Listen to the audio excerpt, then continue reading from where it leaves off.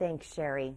As Brooklyn continues to evolve, as do its leaders. Scandal has tainted confidence in those from the more traditional political machinery, and voters are choosing a new breed of politician.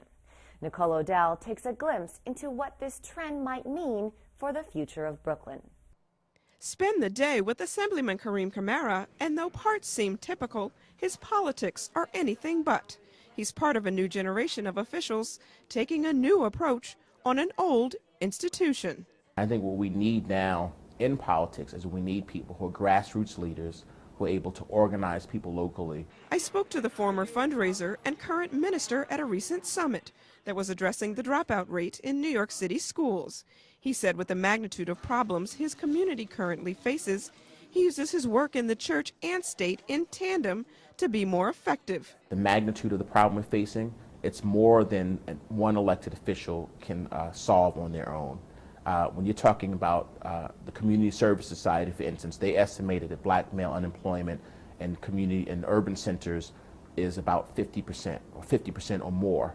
When you talk about the dropout rate in our schools, this is not a problem that as an elected official I can deal with on my own.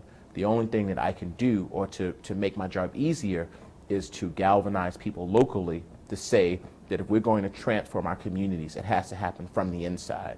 Brooklyn politics has a long tradition of people working their way up the political machinery and voters sticking with incumbents. So what can Brooklyn expect with these new faces and a new electoral atmosphere? You have people who've had careers outside of politics. These are not people who, right after high school, were being groomed by local political machines. They bring a perspective, as well as they can speak boldly because they have a life outside of politics. If you don't have a life outside of politics, then you have to speak in a soft tone because you don't want to be removed from that setting. You don't want to lose your seat. But if you say that I'm not defined by my position, then you have the freedom, the authority to speak up boldly.